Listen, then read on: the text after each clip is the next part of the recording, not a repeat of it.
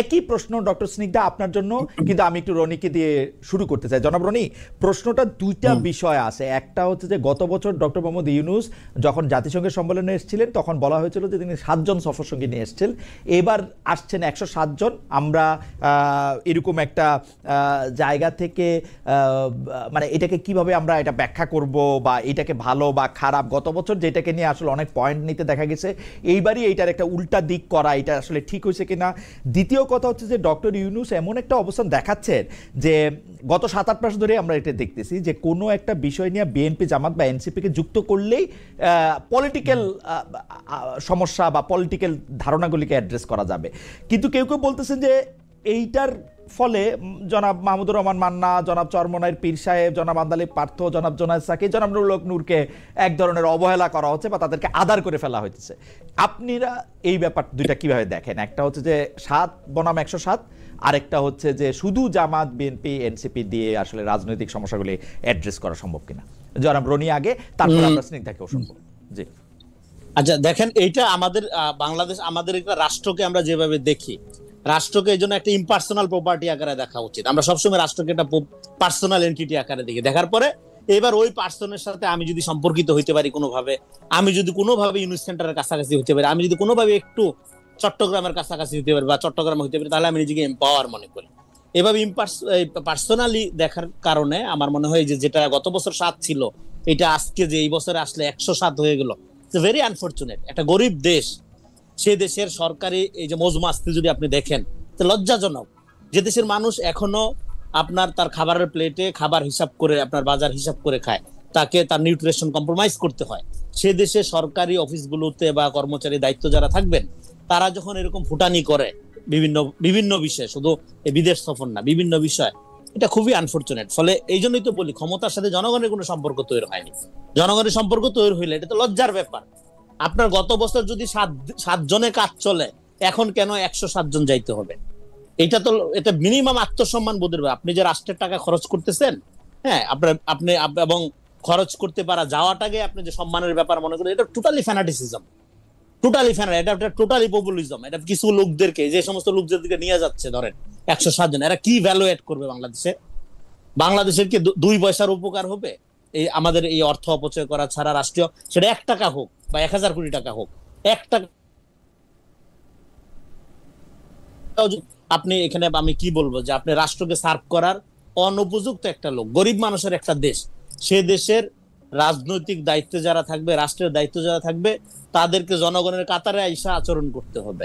হ্যাঁ, অবশ্যই সে যাবে বিদেশে প্রয়োজনে, কিন্তু সেই বিদেশে যাওয়ার ব্যাপারটার মধ্যে যদি এই বিলাসিতা এবং জনগণকে বঞ্চিত করার ব্যাপারটা মানে স্পষ্ট ফুটে ওঠে, সেই সফরের তো কোনো মর্ম থাকে না। ধরেন অনেক ভালো জ্ঞানী নিয়ে আসলেন আপনি, আমি তো দেখতেছি যে ভাই এটা 107 জনের বহন নিয়ে একটা প্রমোদ ভ্রমণে যাচ্ছেন আপনি, হ্যাঁ, তো ফলে ওইখানে তো আমি ট্রাস্ট করতে পারবো না আপনাকে। বলে এই যে পুরো রাজনৈতিক প্রক্রিয়ার মধ্যে জনগণকে বিচ্ছিন্ন করার যে প্রক্রিয়া, তার লক্ষণগুলোর এইটা একটা লক্ষণ হিসেবে আপনি পাঠ করতে পারেন। এগুলো একটা দিক।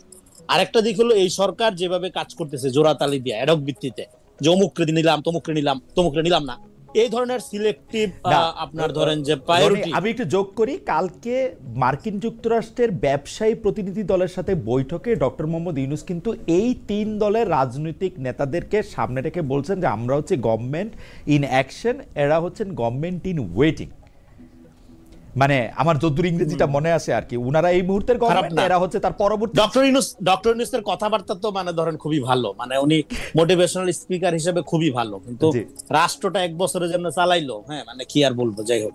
তো আপনার তো মোটিভেশন খুবই ভালো, কথাবার্তা তো খুবই ভালো বলে, তো সেই কথাবার্তার অনেক ভিজিটও উনি পায়। কিন্তু কথা হলো যে গভর্নমেন্ট ইন ওয়েটিং, হ্যাঁ, তো হ্যাঁ, ডেফিনেটলি ওয়েটিং কিনা এটা এখনই বলার দরকার কি? আপনি জনগণকে ডিসাইড করতে দেন, হ্যাঁ।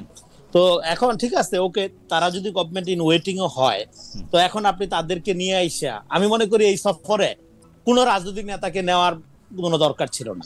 গভর্নমেন্ট ইন ওয়েটিং, সে তো এখন গভর্নমেন্টের পার্ট না, তার আগেই আপনি তারা নিচ্ছেন কেন? তারে খুশি করার দরকার কি? এখানে ধরেন মির্জা ফখরুল ইসলাম আলমগীর সাহেব বা জামাতের তাহের সাহেব বা আপনার তাসনিম জারা এবং আপনার আক্তার হোসেনকে নিয়া কি মার্কিন যুক্তরাষ্ট্রে তার কোনো পলিটিক্যাল প্রোফাইল বেড়ে যাবে যদি দেশের জনগণ? তিনি যেটা বলতেছেন যে এতে করে রাজনৈতিক দলগুলোর সম্পৃক্ততার একটি চল চালু হবে, এবং এইটা বাংলাদেশের জন্য ভবিষ্যতে শুভ হবে যে রাজনৈতিক দলগুলো কোনো শুভ হবে না। এটা এর আগেও সফর করছে এবং একজনকে নিয়ে স্ট্র্যাটেজি নিয়ে বিশাল মাস্টারমাইন্ড বলে দিছে, তাতে করে কি তার রাজনৈতিক ভবিষ্যৎ খুব ভালো হইছে? হ্যাঁ, তারা আরো বিপদে পড়ছে সে। সো এটা আপনি ধরেন এটা দরকার ছিল না আপনার। প্র্যাকটিক্যালি যেটা মানে প্র্যাকটিক্যালি যেটা সেটা হলো যে আপনি ওকে আপনাকে আমি মানে প্র্যাকটিক্যালি যেটা সেটা হলো যে আপনি ধরেন গভর্নমেন্ট ইন ওয়েটিং আপনি বলতেছেন, তারা যখন ক্ষমতায় আসবে এদের মধ্যে যেই আসুক তারা কি জানবে না যে কিভাবে মার্কিন যুক্তরাষ্ট্রের সাথে সম্পর্ক করতে হয়, কিভাবে আপনার জাতিসংঘের সমাবেশে অধিবেশনে অংশগ্রহণ করতে হয়, এটা জানবে না? ওকে জানার এটা কি খুব রকেট সায়েন্স? আমার মনে হয় জনাব রনি আপনাকে ধন্যবাদ। আমি একটু ডক্টর স্নিগ্ধাকে এই বিষয়ে জানতে চাইবো যে ডক্টর রেজানা করিম স্নিগ্ধা আপনি একটু বলবেন যে আমাদের দুটো বিষয়, একটা বিষয় হচ্ছে যে মানে 7 বনাম 107 জন সফর সঙ্গী, আরেকটা হচ্ছে যে ডক্টর মোহাম্মদ ইউনূস বিএনপি জামায়াত এবং এনসিপিকে যুক্ত করলেই মনে করছেন যে রাজনৈতিক যে ইস্যুগুলি সেগুলি অ্যাড্রেস করা যাচ্ছে। এই দুটো বিষয়ে আপনার একটা মন্তব্য শুনুন। ওয়েল, আমাকে যদি জিজ্ঞেস করেন, প্রফেসর মোহাম্মদ ইউনূস যখন 7 জন নিয়ে গিয়েছিল, if you can remember, he himself declare যে তিনি স্টুডেন্টদের গভর্নমেন্ট, স্টুডেন্টরা তার নিয়োগকর্তা। If you can remember the time, ওই সময় তার স্টেটমেন্টটা ছিল এটা। এবং এখানে পুরো ব্যাপারটা হচ্ছে politics of representation. I believe যে doctor Muhammad Yunus is very much aware of the global politics.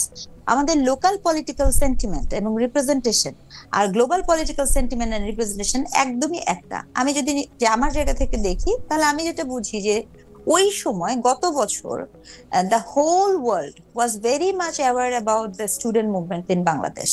এবং সেই সময় স্টুডেন্টসরাই ছিল একটা অত্যন্ত এবং একচ্ছত্র গুরুত্বপূর্ণ স্টেক হোল্ডার ইন 2024, ঠিক আছে, যে সময় উনি দায়িত্বটা নেন।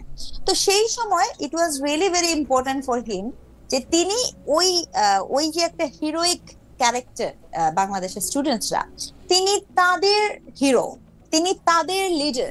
হি কশাসলি সেটাকে তিনি কি করেছেন, প্রেজেন্ট করেছেন। এবং এতটাই কশাসলি হয়েছিলেন, পলিটিক্যালি হোক, সচেতন বা অসচেতন ভাবে হোক, তিনি কিন্তু ওখানে একজনকে যেয়ে বলে দিলেন যে the whole thing was meticulously design. এটা ছিল বাংলাদেশের এই 24-এর গণ অভ্যুত্থানের সবচেয়ে আত্মঘাতী স্টেটমেন্ট, প্রথম বিতর্কিত করার একটা স্টেটমেন্ট।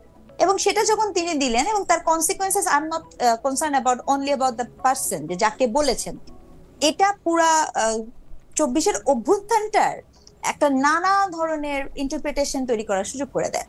তো এখানে আমি যেটা বুঝি যে 2024 সালে বাংলাদেশ বহির্বিশ্বের কাছে ভেরি মাচ টু দ্য পয়েন্টে ছিল হচ্ছে আপনার student oriented. After the math, 1 বছরের মধ্যে many things happen over there. এর মধ্যে আমি আপনাদের এটাও মনে করিয়ে দিই যে একটা টাইমস এর ম্যাগাজিন বের হয় যেখানে উনাকে ওয়ার্ল্ডের 100 জন মুসলিম নেতার একজন লিডার হিসেবেও কিন্তু উপস্থাপন করা হয়। সো এগুলো কিন্তু একজন আপনি যখন গ্লোবাল ওয়ার্ল্ডে দেখবেন, গ্লোবাল ফ্রেমে যখন আমি দেখব, তখন যে প্রফেসর মোহাম্মদ ইউনূস, আমি এটা খুব স্ট্রংলি মনে করি যে তাকে হি ওয়াজ ভেরি মাচ মানে কনসার্ন এবং অ্যাওয়ার অফ যে গ্লোবাল যে পলিটিক্স আছে এবং রিপ্রেজেন্টেশন আছে, সেটার যে কনসিকুয়েন্সেস, যে হোয়াট ইজ নেক্সট, এক্ষেত্রে উনি খুবই সচেতন। উনি অভ্যন্তরীণের যেটাই হোক না কেন। তো ওই যে 100 জন লিডারের নামটাও কিন্তু সেখানে ওনার লিপিবদ্ধ হয়। আফটার দ্যাট যেটা হয়েছে যে বাংলাদেশের এত পলিটিক্যাল কি বলবো কনফ্লিক্ট এবং নানা পার্টি, এখন যখন 24-এর ইলেকশন হবে, এবং ইলেকশনের ক্ষেত্রে আমরা কিন্তু জানি না মানে 25-এ যে ইলেকশন হবে, ইলেকশনের পরে কি ধরনের পজিশনে উনি যাবেন বা যাবেন না। বিভিন্ন সময় শোনা যাচ্ছে উনি এখানে কোনো সরকার প্রধান হবেন না, তো he has to go back. তো এরকম একটা সিচুয়েশনে আপনি যদি একটা ইলেকশন কন্ডাক্ট করতে চান, আমরা সবাই বুঝি আমরা এখন একটা গ্লোবাল ভিলেজে বসবাস করি। কোন দেশের কোন ইলেকশন কেবলমাত্র তার লোকাল ইন্টারেস্টের মধ্যে সীমায়িত থাকে না। এট দ্যাট মোমেন্ট এগেইন ওই ইন্টারন্যাশনাল অডিয়েন্সের কাছে এটা বোঝানো খুব জরুরি হয়ে যায় যে আমার সকল পলিটিক্যাল পার্টি আমার তারা ওবিডেন্ট বা আমার অবলাইজড, ঠিক আছে, এটা প্রকাশ করা খুব জরুরি হয়ে যায়। অর্থাৎ you started to know যে how you proceed for your next movement. তো সেই জায়গাটাতে আমি খুবই ডিসঅ্যাপয়েন্ট হয়েছি, I am sorry but I must say, আমি খুবই ডিসঅ্যাপয়েন্ট হয়েছি যখন আমি দেখেছি যে মির্জা ফখরুল ইসলাম আলমগীরের মতো একজন সিনিয়র লিডার ওনার সফর সঙ্গী হয়েছে। আই ডোন্ট আন্ডারস্ট্যান্ড কেন, কি কারণে, এবং এটা রিজনিং কি ছিল, এটা বিএনপি ভালো বলতে পারবে। বিকজ আপনার দেশে নির্বাচনের ট্রেন্ড চলে গেছে, আপনার এত কাজ আছে, সেখানে আপনি বিএনপির মহাসচিব, ওই অর্থে বলতে গেলে সেকেন্ড ম্যান বা থার্ড ম্যান, মানে খুব গুরুত্বপূর্ণ পজিশন, সেখানেও যদি পাঠাতেই হয় সেখানে আরো অনেক কে পাঠানো যেতে পারতো, কিন্তু কেন দিয়ে পাঠিয়েছে? আমার কাছে মনে হচ্ছে এটা বিএনপির দূরদর্শিতার অভাব, ভিশনের অভাব, অথবা আমার মনে হয় এই জায়গা। আমার মনে হয় ডক্টর সিনহা আপনার বক্তব্য পরিষ্কার। আমাদের দর্শকদের কাছে আমরা একটা বিষয়ে উপস্থাপন করেছিলাম যে আমি কোট করছি, সেটি হচ্ছে এরকম যে আওয়ামী লীগ তাদের অন্যায়ের জন্য বিন্দুমাত্র অনুশোচনা করে না। নিউ ইয়র্ক বিমানবন্দরের ঘটনার সমালোচনা করে বিএনপি মহাসচিব মির্জা ফখরুল ইসলাম আলমগীর কথা বলেছেন। দর্শকদের কাছে আমরা জানতে চেয়েছিলাম যে মন্তব্য সঠিক বলে মনে করেন কিনা। শতকরা 83% দর্শক এটিকে সঠিক বলে মনে করেন, শতকরা 17% দর্শক মনে করেন এটি সঠিক। 36,000 দর্শক এখানে ভোট দিয়েছেন।